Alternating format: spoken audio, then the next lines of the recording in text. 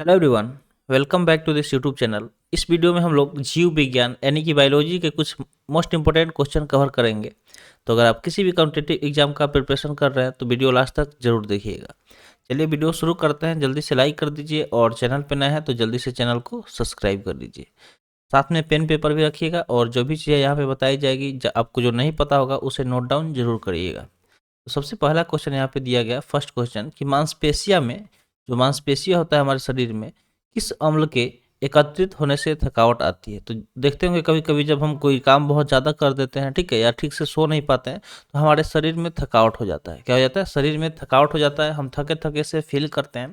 तो ये किस वजह से होता है? तो हमारे मांसपेशिया में एक तरह का अम्ल जो होता है, एसिड, जो एकत्रित हो जाता है, ठीक है। तो उस एसिड का नाम पूछा जा रहा है कि कौन सा एसिड है जिसे एकत्रित होने से हमें थकावट आती है। अगर इसके करेक्ट आंसर की अगर हम बात करें तो लैक्टिक एसिड हो जाएगा। कौन सा एसिड हो जाएगा? लैक्टिक एसिड, ठीक है। लैक्टिक एसिड जो होता है उसके एकत्रित होने से हमारे शरीर के मांसपेशिया में हमें थकावट आती है। तो करेक्ट आंसर क्या हो गया? लैक्टिक एसिड हो गया। इसी तरह सेकेंड क्वेश्चन दिया गया कि अंगूर में कौन सा अम्ल पाया जाता है। तो अंगूर जो हम लोग खाते हैं, ठीक है, ग्रेप्स जिसको इंग्लिश में बोलते हैं, तो उसमें एसिड पाया जाता है। तो वही पूछा जा रहा है कि जो अंगूर खाते हैं उसमें कौन सा एसिड पाया जाता है, ठीक है। तो अंगूर की अगर हम बात करें तो उसमें टार्ट्रिक अम्ल पाया जाता है। कौन सा अम्ल पाया जाता है? टार्ट्रिक अम्ल, ठीक है। टार्ट्रिक एसिड अंगूर के अंदर पाया जाता है। थर्ड क्वेश्चन दिया हुआ है कि कैंसर संबंधित रोगों का अध्ययन कहलाता है। तो जो कैंसर एक तरह का बीमारी है, ठीक है, तो उससे संबंधित जो भी रोग हैं उसके बारे में जो स्टडी किया जाता है, अध्ययन किया जाता है, तो वो क्या कहलाता है, वो पूछा जा रहा है। तो कैंसर संबंधित अगर रोगों की बात करें तो उसके अध्ययन को ऑन्कोलॉजी बोला जाता है, ठीक है। ऑन्कोलॉजी बोला जाता है, ऑन्कोलॉजी बोला जाता है, ठीक है। इसको थोड़ा सा यहाँ पे करेक्ट कर लीजिएगा। ऑन्कोलॉजी बोला जाता है, ठीक है, ऑन्कोलॉजी, ठीक है। इसको हम सही कर देते हैं,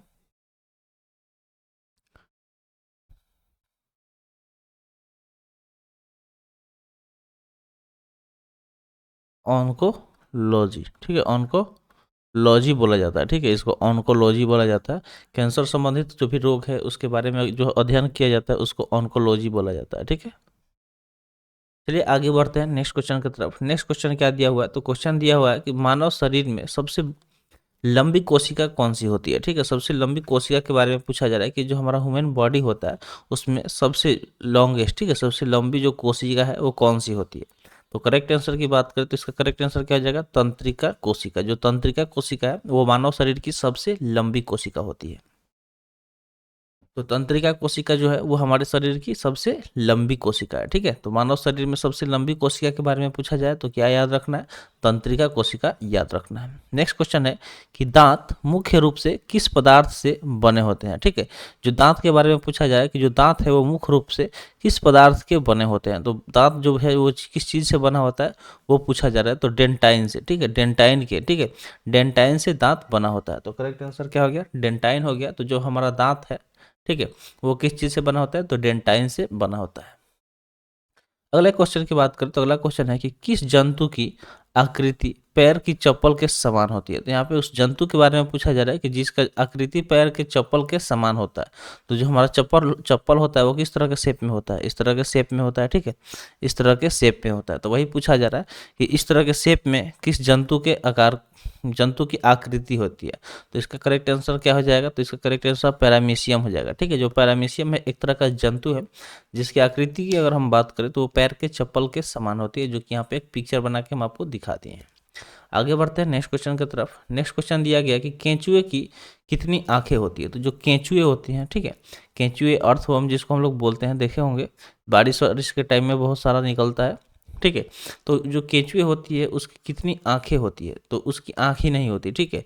तो यहाँ पे एक मतलब बहुत अच्छा चीज़ है कि आपको पता चल गया कि जो केंचुए होते हैं उनकी आंख होती ही नहीं है, यानी कि एक भी नहीं होती है। तो ये आपको याद रखना है कि जो केंचुए होती है उनकी आंख नहीं होती है, ठीक है। ये बहुत इंपॉर्टेंट क्वेश्चन है, मार्क डाउन कर लीजिएगा। अगला क्वेश्चन पूछा जा रहा है कि गाजर किस विटामिन का समृद्ध स्रोत है। तो विटामिन ए, ठीक है। इसका करेक्ट आंसर क्या हो जाएगा? Vitamin A. जो कैरोट यानी कि गाजर हम लोग खाते हैं तो उसमें कौन सा विटामिन बहुत ज़्यादा मात्रा में पाया जाता है? तो वो विटामिन ए है, ठीक है। अगर विटामिन ए की बात करें तो विटामिन ए हमें किस तरह से बेनिफिट है, तो ये हमारे आई के लिए बहुत अच्छा होता है, ठीक है। ये हमारे आई संबंधित जो भी रोग है विटामिन ए के लिए मतलब सही होता है, जो विटामिन ए है आई के लिए सही होता है, ठीक है। नाइट ब्लाइंडनेस की अगर हम बात करें, रतौंधी जिसको बोला जाता है नाइट ब्लाइंडनेस, ठीक है, तो नाइट ब्लाइंडनेस के लिए विटामिन ए काफ़ी ज़्यादा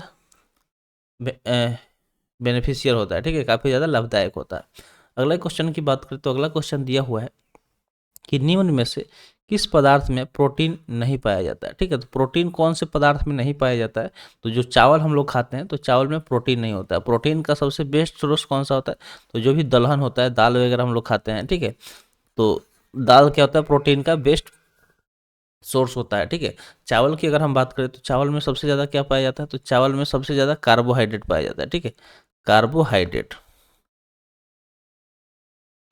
चावल में क्या पाया जाता है, कार्बोहाइड्रेट पाया जाता है, ठीक है। तो आई होप आपको समझ में आ गया होगा कि जो हमारा मतलब चावल है उसमें कार्बोहाइड्रेट ज़्यादा मात्रा में पाया जाता है और उसमें प्रोटीन पाया ही नहीं जाता है। प्रोटीन सबसे अगर ज़्यादा की बात करें तो जो भी दलहन होती है, दाल वगैरह, उसमें प्रोटीन की मात्रा बहुत ज़्यादा होती है। आगे बढ़ते हैं नेक्स्ट क्वेश्चन की तरफ। नेक्स्ट क्वेश्चन दिया गया है कि मानव का जो मस्तिष्क होता है लगभग कितने ग्राम का होता है। तो ये सारे बहुत बेसिक बेसिक क्वेश्चन है जो आपको पता होना चाहिए, ठीक है। तो अगर मानव के मस्तिष्क की हम बात करें तो लगभग वो मतलब कितने ग्राम का होता है पूछा जा रहा है, तो 1350 ग्राम का। कितना, 1350 ग्राम का होता है। तो मानव का जो मस्तिष्क होता है कितने ग्राम का होता है, 1350 ग्राम का। आगे बढ़ते हैं नेक्स्ट क्वेश्चन की तरफ। नेक्स्ट क्वेश्चन दिया हुआ है कि रक्त में पाई जाने वाली धातु है, ठीक है। तो जो हमारा ब्लड होता है, रक्त, ठीक है, उसमें कौन सी धातु पाई जाती है। तो अगर धातु की बात करें तो आयरन पाया जाता है, ठीक है, जिसको हम लोग लोहा बोलते हैं। तो ब्लड में कौन सा धातु पाया जाता है, तो आयरन यानी कि लोहा पाया जाता है, ठीक है। ब्लड में कौन सा धातु पाया जाता है, तो लोहा पाया जाता है, ठीक है। आपको याद रखना है कि ब्लड में लोहा पाया जाता है। तो करेक्ट आंसर क्या हो गया, लोहा हो गया, ठीक है। किण्वन का उदाहरण पूछ रहा है अगले क्वेश्चन में कि जो किण्वन होता है उसका उदाहरण क्या है। तो किण्वन की अगर हम उदाहरण की बात करें तो इसका उदाहरण क्या हो जाएगा, तो इसका उदाहरण हो जाएगा कि जो दूध का खट्टा होना, ठीक है। जो दूध होता है, देखिए जब कभी दूध मतलब फट जाता है तो उसका स्वाद कैसा हो जाता है, खट्टा हो जाता है। या फिर खाने की ब्रेड बनाना, जो भी खाने वाला ब्रेड होता है जो हम लोग चाय के साथ खाते हैं, तो उसके बनाने का जो प्रोसेस होता है वो किण्वन का एक उदाहरण है। या फिर गीले आटे का खट्टा होना। कभी कभी देखते होंगे कि अगर घर में ऐसे आटे को गूँथ के रख दिया जाता है, ठीक है, तो आटे को गूँथ के रख दिया जाता है तो वो खराब हो जाता है। अगर उसको यूज नहीं किया जाएगा, रोटी नहीं बनाया जाएगा, तो काफ़ी टाइम बाद मतलब अगर मान लीजिए 1-2 दिन छूट गया, गर्मी के मौसम में अगर उसको फ्रिज वगैरह में नहीं डालें तो उसमें खटापन आ जाएगा, ठीक है। तो खटापन किस वजह से आता है, तो किण्वन की वजह से, ठीक है। ये किण्वन का एक उदाहरण है। आगे दिया गया अगला क्वेश्चन। क्वेश्चन आपके सामने है कि निम्न में से कौन सा आहार मानव शरीर में नए ऊतकों की वृद्धि के लिए पोषक तत्व प्रदान करता है। तो अगर हम बात करें, यहाँ पे आहार के बारे में पूछ रहा है, ठीक है, किसके बारे में, आहार के बारे में, कि कौन सा आहार है, ठीक है, कौन सा आहार है जो मानव शरीर में नए ऊतकों की वृद्धि के लिए पोषक तत्व प्रदान करता है। जो पनीर हम लोग खाते हैं, चीज़, ठीक है, पनीर यानी कि चीज़, वो क्या करता है, तो मानव शरीर में नए ऊतकों की वृद्धि के लिए पोषक तत्व प्रदान करता है, ठीक है। अगला क्वेश्चन दिया गया, क्वेश्चन है कि निम्न में से कौन एक उड़ने वाली छिपकली है। तो उड़ने वाली छिपकली के बारे में पूछा जा रहा है कि उड़ने वाली छिपकली कौन सी होती है, तो ड्रेको, ठीक है। जो ड्रेको होती है वो उड़ने वाली छिपकली होती है। ड्रेको क्या होती है, उड़ने वाली छिपकली होती है। तो ड्रेको उड़ने वाली छिपकली का नाम है, आपको याद रखना है। अगला क्वेश्चन है कि घोंसला बनाने वाला एकमात्र सांप कौन सा है, ठीक है। वो सांप के बारे में पूछा जा रहा है कि कौन सा सांप है जो घोंसला बनाता है, खुद का घोंसला बनाता है। जैसे चिड़िया अपना घोंसला बनाती है उसी तरह से सांप भी अपना घोंसला बनाता है। ये हो जाएगा किंग कोबरा, ठीक है। जो किंग कोबरा होता है वो अपना घोंसला बनाता है, ठीक है। चिड़ियों की तरह किंग कोबरा अपना क्या करता है, अपना घोंसला बनाता है। आगे दिया गया कि भारत में पाई जाने वाली सबसे बड़ी मछली कौन सी है, ठीक है। भारत में पाई जाने वाली सबसे बड़ी मछली के बारे में पूछा जा रहा है कि भारत में पाई जाने वाली सबसे बड़ी मछली कौन सी है। तो करेक्ट आंसर इसका क्या हो जाएगा, व्हेल शार्क। जो व्हेल शार्क है वो भारत में पाई जाने वाली सबसे बड़ी मछली होती है। अगला है दालें किसका एक अच्छा स्रोत है। तो आपको उसी टाइम बताए थे कि दाल जो होता है वो प्रोटीन का एक अच्छा सोर्स होता है, ठीक है। तो दालें क्या होती है, प्रोटीन का अच्छा स्रोत होता है। तो दालें किसका एक अच्छा स्रोत हो जाएगा, प्रोटीन का, ठीक है। चावल किसका स्रोत होता है, तो कार्बोहाइड्रेट का, ठीक है। तो इस तरह चीज़ें साथ में अगर हम बताएंगे तो समझते चलिएगा, लिखते चलिएगा, याद होते जाएगा, ठीक है। अगला है कि देसी घी में से सुगंध क्यों आती है। तो जब भी आप देसी घी खाए होंगे तो देखते होंगे उसमें से सुगंध निकलता है, ठीक है, एक यूनिक टाइप का सुगंध होता है। तो उस सुगंध के बारे में पूछा जा रहा है कि जो देसी घी में से वो सुगंध क्यों आती है, तो इसका करेक्ट आंसर हो जाएगा कि डाई एसिटिल के कारण। तो जो देसी घी होता है उसमें डाई एसिटिल होता है, उसी वजह से क्या होता है, वो सुगंध आती है, ठीक है, घी टाइप का सुगंध आता है, घी का सुगंध थोड़ा सा अलग ही होता है। अगला क्वेश्चन है कि इंद्रधनुष में किस रंग का विक्षेपण अधिक होता है, ठीक है। तो जो इंद्रधनुष हम लोग देखते हैं, बरसात जब होता है, थोड़ा थोड़ा जब नमी होता है ना जो हमारे एटमॉस्फेयर में, उस टाइम जस्ट सन के अपोजिट साइड में हमें इंद्रधनुष देखने को मिलता है। तो उसमें पूछा जा रहा है कि कौन से रंग का विक्षेपण सबसे अधिक होता है, तो इसका करेक्ट उत्तर क्या हो जाएगा, लाल रंग, ठीक है, सही उत्तर क्या हो जाएगा, लाल रंग, ठीक है, लाल रंग का इंद्रधनुष में सबसे अधिक विक्षेपण होता है, ठीक है, यानी कि डाइवर्जन का बात हो रहा है। अगला है 20 नंबर क्वेश्चन कि टेलीविजन का आविष्कार किसने किया था, ठीक है। अगर टेलीविजन की बात करें तो इसके आविष्कार के बारे में पूछा जा रहा है, ठीक है, कि इसका आविष्कार किसने किया था। आविष्कार एवं आविष्कारक आप याद रखिएगा, ये सब स्टैटिक जीके के अंतर्गत आता है और ये क्वेश्चन पूछ भी लिया जाता है, ठीक है। तो टेलीविजन जो कि हम लोग देखते हैं बहुत ज़्यादा, मूवी मूवी वगैरह देखते हैं टीवी के सामने बैठ के, तो उसी टीवी के बारे में पूछा जा रहा है कि वो जो टेलीविजन है उसका आविष्कार किसने किया। तो वो किए थे जॉन लेगी बियर्ड, जिसको हम लोग शॉर्ट में JL बियर्ड बोलते हैं, ठीक है। तो JL बियर्ड ने टेलीविजन का आविष्कार किया था, किसने किया था, JL बियर्ड ने। आगे क्वेश्चन दिया गया कि हीरा चमकदार क्यों दिखाई देता है। तो हीरा आपको पता ही होगा कि वो अपने चमक की वजह से बहुत ज़्यादा फेमस है, यानी कि हीरा चमकता है। तो वही पूछा जा रहा है कि जो हीरा चमकदार क्यों दिखाई देता है, इसके पीछे क्या वजह है, क्या रीजन है। तो इसका रीजन हो जाएगा कि जो सामूहिक आंतरिक परिवर्तन के कारण, ठीक है, सामूहिक आंतरिक परिवर्तन के कारण। तो इसको हम लोग इंग्लिश में TOI, ठीक है, टोटल इंटरनल रिफ्लेक्शन, TIR, ठीक है, टोटल इंटरनल रिफ्लेक्शन के नाम से जानते हैं, ठीक है। इसके अंदर क्या होता है कि जैसे मान लीजिए कि इसका सरफेस इस तरह से कटिंग किया जाता है, मतलब मान लीजिए कि हीरा का, कि इस पर लाइट पड़ेगा, फिर इस पर से इस पर टकराएगा, फिर इस पर टकराएगा, इस तरह से इसके एडजस्ट कटे होते हैं कि इसका लाइट अंदर जब लाइट प्रवेश कर गया ना तो एक दूसरे से टकरा के इसके अंदर ही रहेंगे और वो चमकदार दिखाई देता है, ठीक है। तो हीरा चमकदार क्यों दिखाई देता है, तो सामूहिक आंतरिक परावर्तन के कारण, ठीक है। नेक्स्ट क्वेश्चन दिया गया है कि गोबर गैस में मुख्य रूप से क्या पाया जाता है। तो गोबर गैस जो होता है, ठीक है, उसमें मुख्य रूप से अगर हम बात करें तो मीथेन पाया जाता है। मीथेन का फॉर्मूला क्या होता है, तो CH4 होता है, क्या होता है, CH4 होता है, ठीक है। मीथेन का फॉर्मूला क्या होता है यार,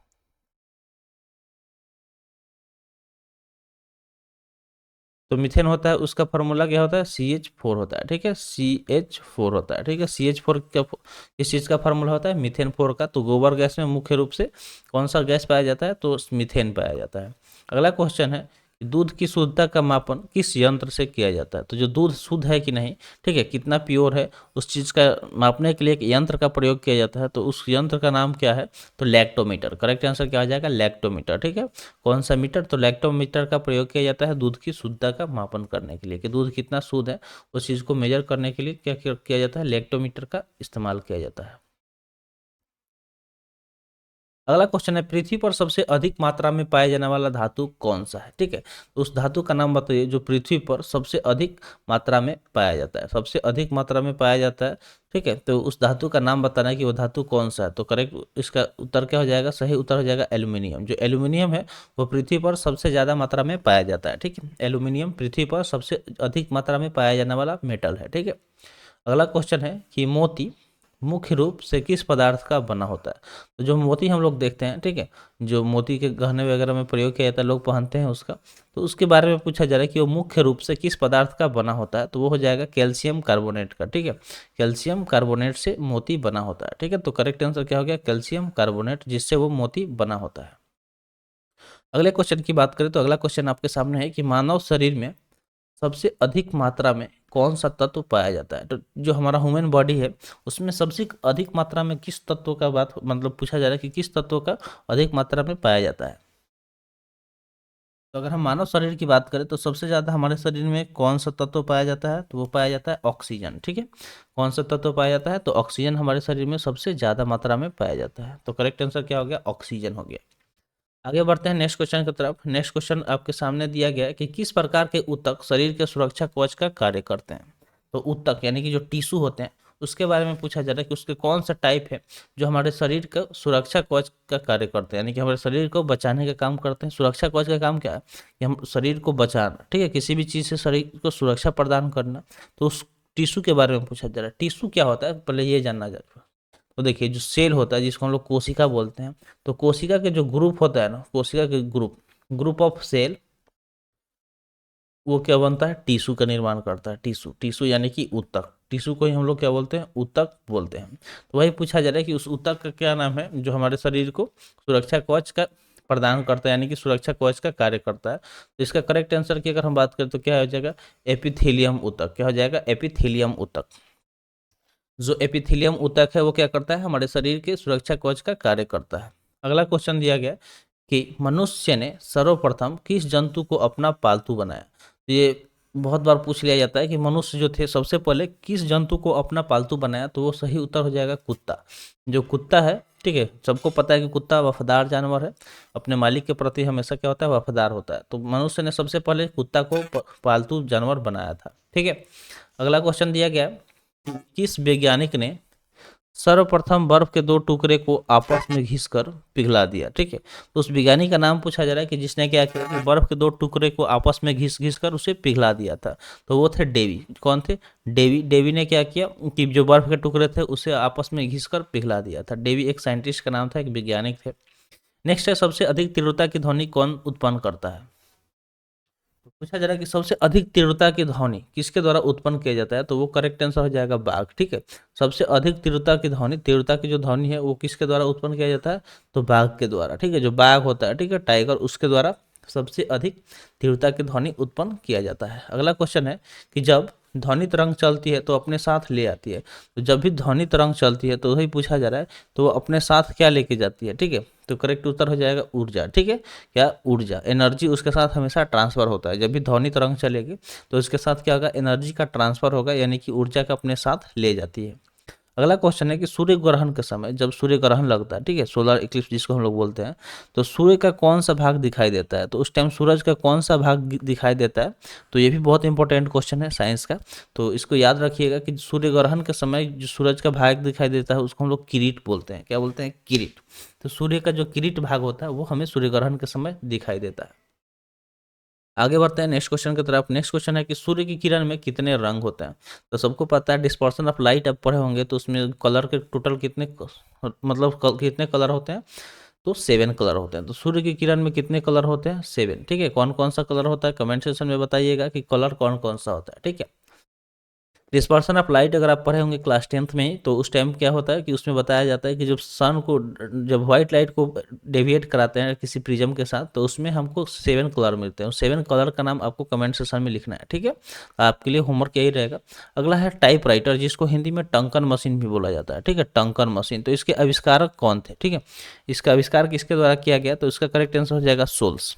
सोल्स ने टाइप राइटर का आविष्कार किया था, जिसका हिंदी में टंकन मशीन भी बोला जाता है। अगला है, सिरका को लैटिन भाषा में क्या कहा जाता है। तो सिरका को लैटिन भाषा में अगर हम बात करें तो सिरका एक एसिड का नाम है, जिसको लैटिन भाषा में कहा जाता है एसीटम, ठीक है, एसीटम। तो एसिटिक एसिड का ही दूसरा नाम सिरका है, ठीक है, एसिटिक एसिड का, जिसको लैटिन भाषा की अगर हम बात करें तो लैटिन भाषा में इसको क्या बोला जाता है, एसीटम बोला जाता है, ठीक है। लैटिन भाषा में इसको क्या बोला जाता है, तो एसीटम। तो लैटिन भाषा याद रखना है कि सिरका को लैटिन भाषा में क्या कहा जाता है, तो एसीटम कहा जाता है। अगला क्वेश्चन दिया गया है कि कपड़ों के जंग के धब्बे हटाने के लिए प्रयोग किया जाता है। तो देखते होंगे कभी कभी, मान लीजिए कि आयरन वगैरह जो लोहा होता है उसमें रस्टिंग लगा होता है, और बाई मिस्टेक वहाँ पे हम टच हो जाते हैं तो हमारे कपड़े में धब्बा लग जाता है, ठीक है। कोई भी मतलब किसी भी चीज़ का दाग या धब्बा लग जाता है, तो उसको हटाने के लिए किस चीज़ का प्रयोग किया जाता है। वही पूछा जा रहा है कि कपड़ों के जंग के धब्बे हटाने के लिए प्रयोग किया जाता है। तो जो जंग का धब्बा अगर कपड़ा में लग रहा है तो उसको ही हटाने के लिए यहाँ पे पूछा जा रहा है कि किस चीज़ का प्रयोग किया जाता है।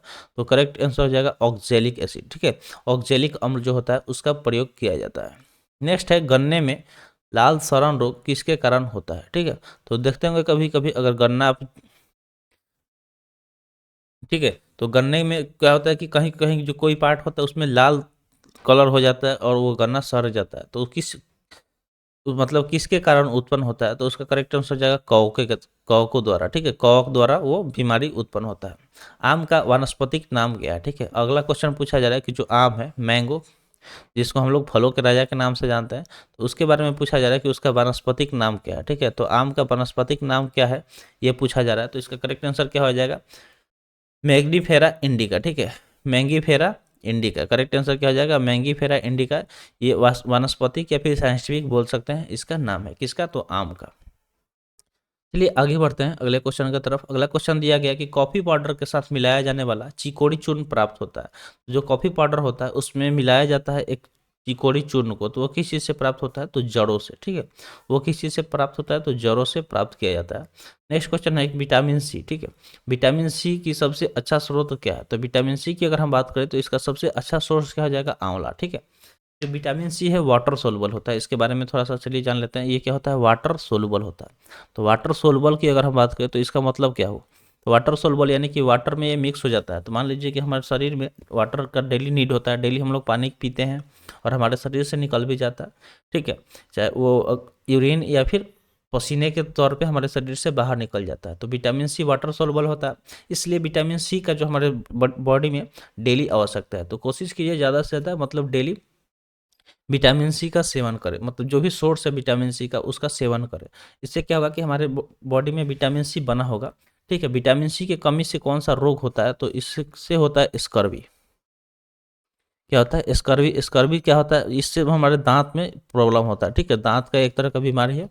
तो आपको याद रखना है कि स्कर्वी क्या होता है, विटामिन सी की कमी से होता है। तो जो भी चीज़ें यहाँ पे बताई जा रही है वो आपके लिए काफ़ी इंपॉर्टेंट है, उसे नोट डाउन करते रहिएगा। ठीक है, तो आज के लिए इतना ही। आज का सेशन यहीं पर समाप्त हुआ। सेशन कैसा लगा कमेंट सेक्शन में ज़रूर बताइएगा। तो मिलते हैं फिर अगले वीडियो में। Thanks for watching. जय हिंद।